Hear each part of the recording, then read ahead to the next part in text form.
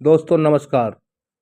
मैं आपका अपना भाई जे.एस. ग्रहण अपने इस चैनल पर आप सभी भाइयों का हार्दिक दिल से स्वागत करता हूं और सभी भाइयों को हाथ जोड़कर नमस्कार करता हूं। इस चैनल को सब्सक्राइब और लाइक करें और एक प्यारा सा कमेंट करें। आत्मा का अनुभव। कोई तो तन मन दुखी, कोई चित्त उदास, एक एक दुखी सबन को सुखी संत का दास। जब हम इस संसार को देखते हैं तो हमें हर इंसान दुखी नज़र आता है। शरीर के रोगों से भरी दुनिया भरी पड़ी है। आज इतनी दवाइयाँ की खोज हो चुकी है, किंतु फिर भी नए नए रोग बढ़ते जा रहे हैं। कई रोग तो जन्म जात होते हैं, जैसे अंधापन, गूंगापन। कई रोग परम रागत होते हैं। दादों की बीमारी बच्चों को पोतों को हो जाती है। आस्तिक घटनाएं शरीर को बेकार कर देती हैं। अपंग अपाहिज लोग भी शरीर के रोग से दुखी है। भूख, इश्क और गलत खान पान से पीड़ाएं, बेकरारी, भूखमरी भी बड़े रोग हैं। इसी प्रकार से मन के रोग हैं। मन पारे की तरह से चंचल है। एक क्षण में एक शख्स में बनता है, दूसरे क्षण दूसरी शाही में बनता है। कोई योजना पूरी नहीं होती। जिंदगी का कोई लक्ष्य अमल न होने से इंसान हिरण की तरह से मृग तृष्णा के पीछे भागता रहता है।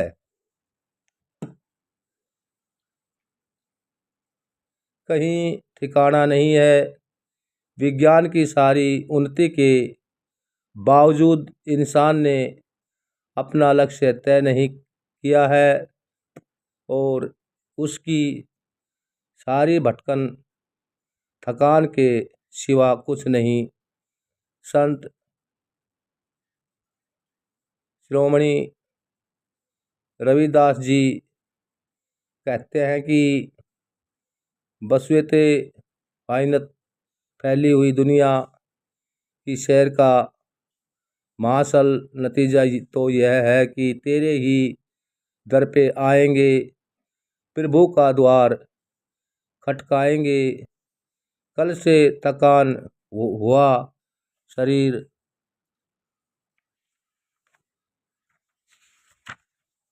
इस संसार में इंसान भटकता रहता है।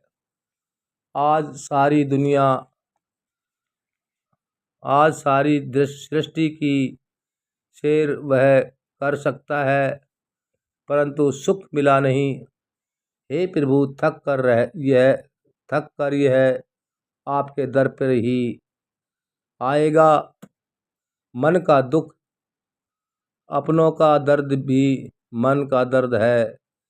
घर बार, बाल बच्चे, राष्ट्र विश्व, सबकी चिंता मानव को लगी हुई है। सैर सपाटे, बुरी आदतें, नशा, गलत आचरण सब मानसिक रोग हैं। इन सब से भी बढ़कर चित्त अथवा आत्मा का, चेतन का दर्द है। हर जीव आत्मा परमात्मा से मिलने के लिए बेचैन है। आत्मा चेतन स्वरूप है। अपने निज आगे को भूलकर यह अपने आप को देह मान बैठी है। जब तक अपने आप को ज्ञान का प्रभु से एक में एक नहीं होगी, चित्त की उदासी दूर नहीं होगी। महाकवि रविंद्रनाथ टैगोर सारे संसार में अपना नाम कर गए। दुनिया के साधन उसके पास थे, नामवरी थी, राज दरबार में उनका मान था, उन्हें मिला था नोबेल प्राइज, फिर भी चित्त की उदासी का इलाज न कर सके।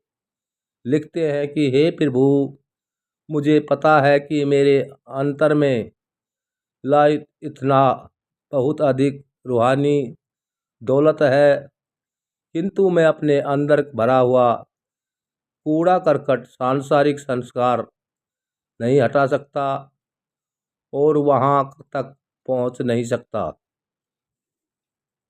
काम, क्रोध, लोभ, मोह, माया और अहंकार से जन्मों जन्मों के चित्त के रोग है। दूसरी पंक्ति में संत तुलसीदास साहिब कहते हैं,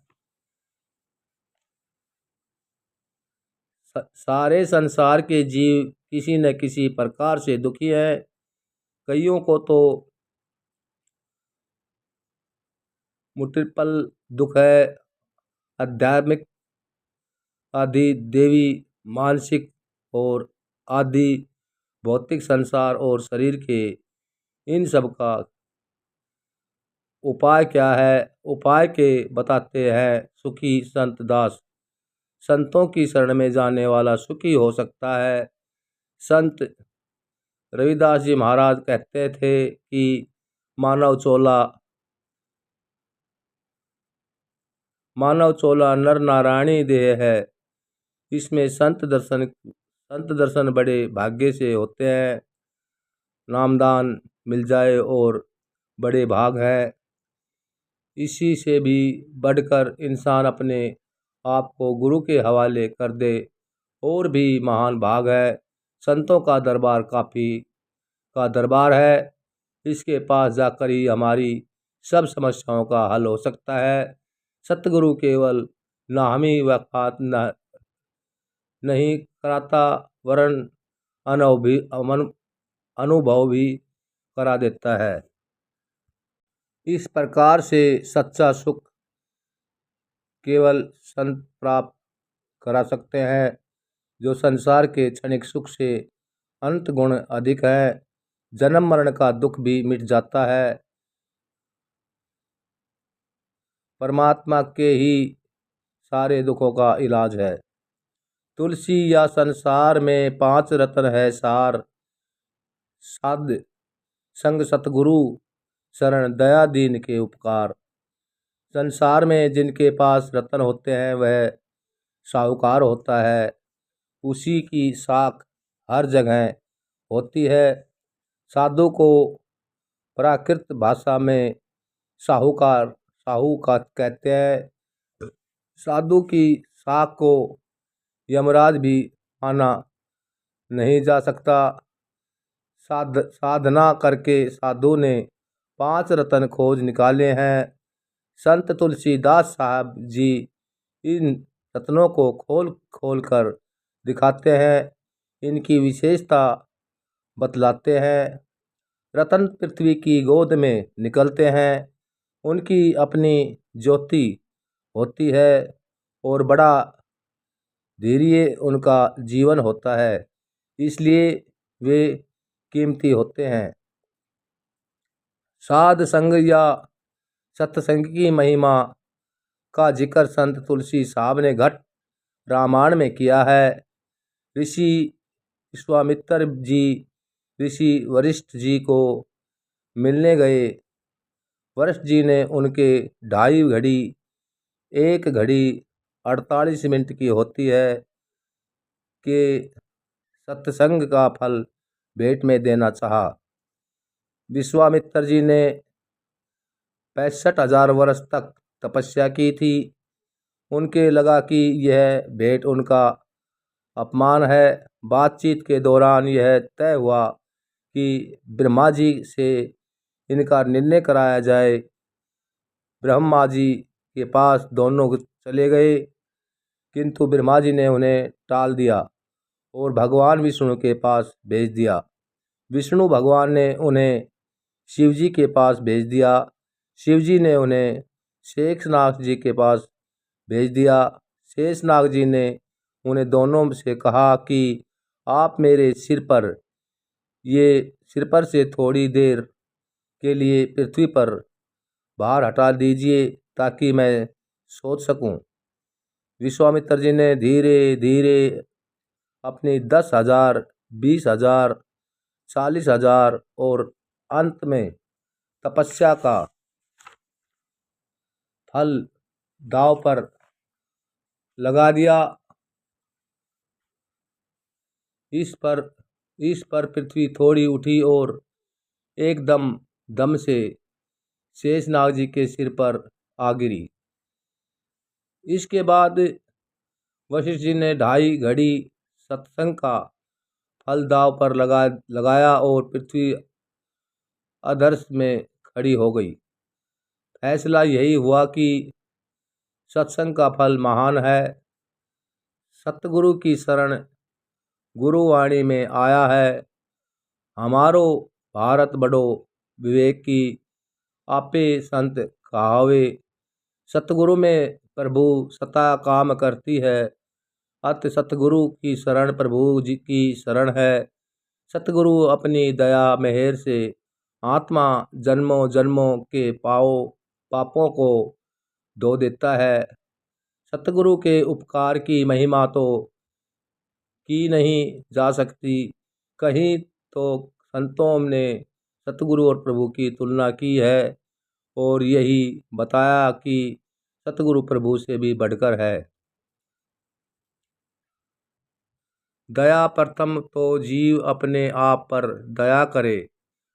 हमारी आत्मा जन्मों जन्मों से आवागमन के चक्कर में भटकती रही।